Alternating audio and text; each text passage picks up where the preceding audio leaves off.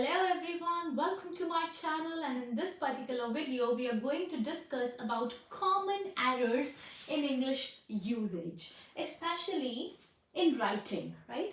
So the reason why I wanted to focus on common errors in English usage was many of you would be sitting for placement exams, and even if you're going to be engineers, the first test that you are going to go through is English language testing, right? So there are companies like Bosch, Amazon and other big names in the industry who would ask you to write an essay first, and if you pass on the English language test, only then you will be moved to the coding test if you're into IT, let's say, right? And the other reason was that many of you had queries that which college to choose, ma'am, if I want to come to Canada or America or something, and I told you that you need to sit for IELTS first, right? So even if you are going to sit for an IELTS exam, you will have to write an essay, and you are judged as per your grammatical accuracy and verbal ability as well, right? So I thought I would come up with a video which will cater to all the common errors that are there. And let me make it clear that there were around 10 to 12 common errors that I could think of. And I had first thought of posting a video, let's say, which contains 5 common errors in the first one and another 5 in the other one, right? But then I thought it would be too complicated or too overwhelming for you all. So I thought of coming up with a video which will just deal with 2 errors at a time, okay? And the reason why I have chosen these 2 errors for the very first series is because these are the 2 common errors that I have found in most of the answer sheets. For instance, while I was teaching at a university and while I was checking papers, so let's say if I checked 1,000 answer sheets, so out of 1,000, 800 students committed those errors. So I thought this first has to be corrected. That is why. Now moving on to the first error, which is subject-verb agreement error. Now, subject-verb agreement error is when you fail to, make an agreement between a subject and a verb. Now, the agreement is on the form that if we have a singular form of subject, we will have a singular form of verb, and if we have a plural form of a subject, we will have a plural form of verb. But the problem comes when we fail to recognize what is a plural form of verb. Let's say if I write allows and allow. Now if I ask you which according to you out of these 2 is a plural form of verb, many students would say that allows is a plural form of verb because an S has been attached to it. Because this is what happens in case of nouns and subjects, right? Whenever we want to make it a plural subject, we write S or ES with it. But this is not the case in verb.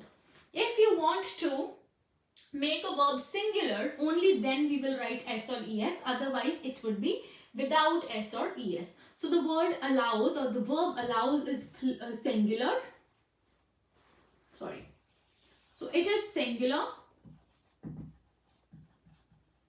and this one remains plural, right? For example, now the error is, let's say the sentence is teacher allows, teacher allow, right? So now in this case teacher allows, so teacher is one, that is why we have used a singular form of verb with an S attached to it, allows. But here teachers are many, that is why we have used a plural form of verb without S or ES, but many students fail to do that. So this was lesson number 1, that a singular subject will have a singular form of verb and a plural subject will have a plural form of verb, right? So this error was pertaining to adding an S or ES with the verb. Now second error that students commit is with the usage of has and have. They commit errors pertaining to was and were as well, but that is less. Now see, has and have. Now we know have is used for plural subject with I and you as well. But has is used with singular. So we'll keep this in mind. So it has. Many students write it as it have. So this is grammatically incorrect. Okay, so with all the singular subject we will be writing has, and with all the plural subjects we will be writing have. Same goes with was and were as well. Was is with singulars and were is with plurals, right? So this was the second error that we have.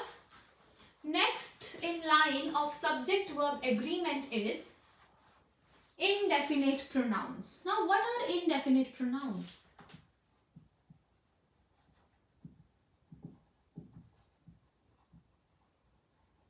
Now, many a times there are sentences that start with everyone, someone, anyone. So these are all indefinite pronouns. But why are these indefinite pronouns? Because the number of these pronouns is not clear to us, whether they are singular, plural, right? Note anyone is singular as well, and we have an option that any one of you can do that, right? But these indefinite pronouns will always have a singular form of verb. Even if we know that everyone pertains to all the people in the world, still we will write a singular form of verb with it. Okay? So this was the third lesson pertaining to that. And then there are some, collective nouns as well. And usually, most of the time with all the collective nouns also, we will write a singular form of verb. Police has reached. Right? So police. So it can have many members of police as well, but we'll write has. Although have is also correct because one is American and another is British English, but usually we write has. Okay? With all the collective nouns. Now coming on to wrong word choice. Now what is wrong word choice? Now as Indians, I don't know about any other nation, but if we talk about India, there are some words that are applicable for any situation and for any person, and these words are good, bad, happy, sad, right? So we will end up using these words anywhere. For example, if I want to say my experience in Canada is bad so far, or good so far, happy so far, sad so far, this is a happy person, sad person, good person, bad person. So you see the difference? So we will end up using these four words everywhere. And what are these words? These are adjectives.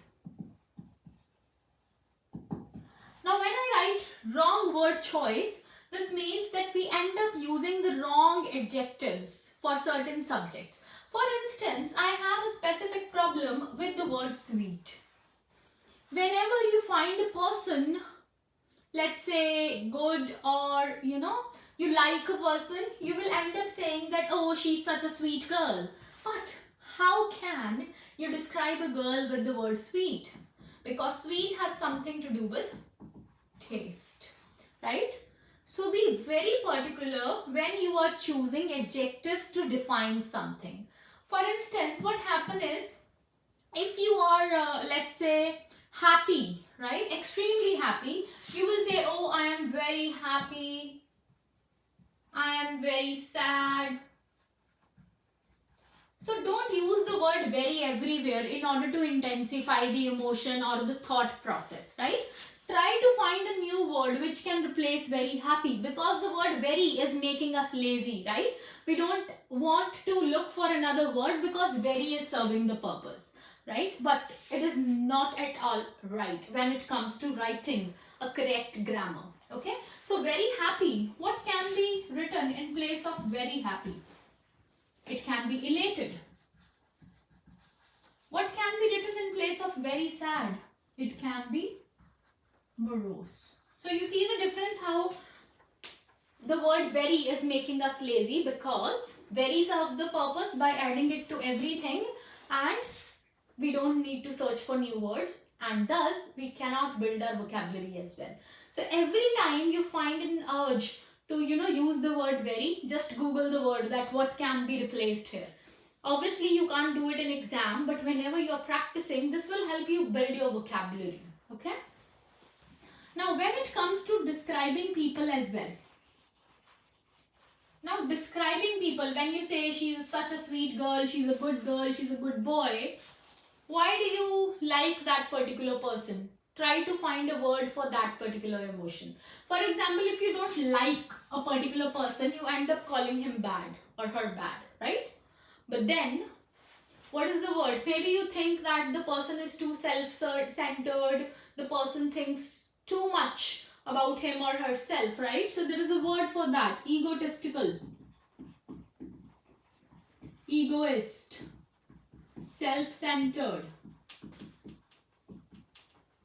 So if you make an attentive choice of words, if you are, attentively choosing the words while you're writing, while you're speaking, you can easily increase your score, whether it's in a placement exam, whether it's an IELTS exam. So this video was about discussing these two errors, wrong choice of words and subject-verb agreement error. Now, if you think that there are some things that I have missed out from these two things, you're free to comment in the comment section below so that I can see that what needs to be done in that case. Okay, please share and subscribe if you like this particular video, and I promise I'll be coming back with the regular videos now. I know that this was 1 month later, but now I want to be more regular about posting the videos. Thank you. Have a nice day. Happy learning. Bye bye.